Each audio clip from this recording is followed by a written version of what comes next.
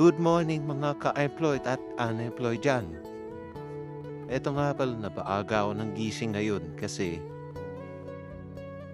basta sinipag lang akong bumangon. Siguro oras na ito is alas 3 ng madaling araw. Di bumangon ako dito tamang hilamos lang tapos luto na rin ang almusal. Shoutout nga pala sa mga masisipag na empleyado dyan na mga maaga gumising. Shoutout na rin sa mga magulang na maagang gumising para asikasuhin yung mga anak nila, pamangkin, apo, lahat na para asikasuhin, lutuan ng almusal, baon. Shoutout sa inyo mga magulang. Shoutout na rin pala sa mga kaibigan ko dyan sa Walter Mart. Mga makukulit na yan. Nanyak na. Mga makukulit kong kaibigan dyan. Mga kasundo. Lahat.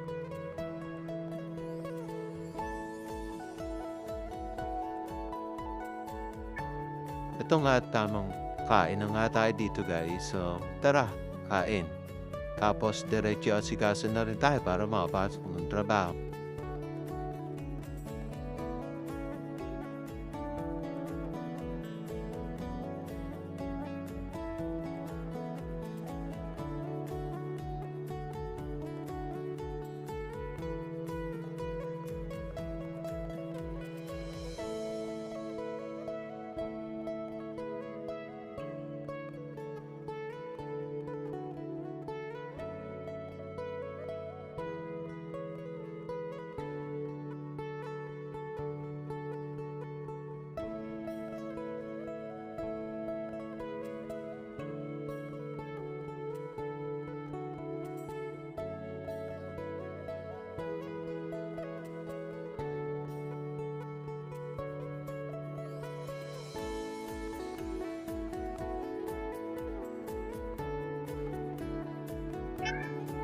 Let's go. Pasok na nga guys.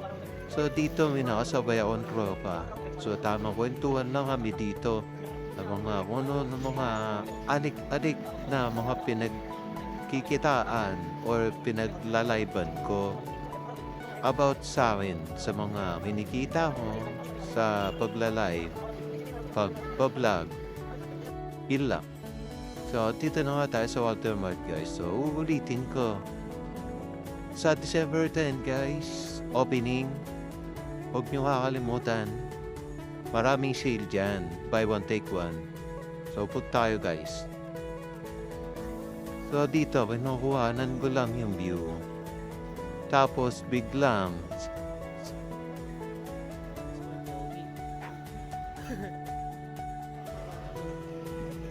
Dito guys, break time na namin.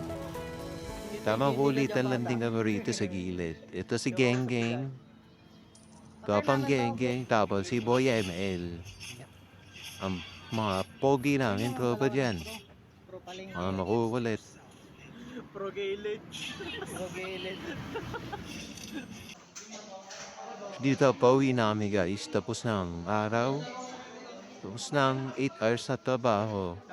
Bakbakan talaga. So, shoutout sa'yo, Pelu. Maulit na babae. Tropa yan. Si Colgate. Then, ito pa yun, ibang tropa.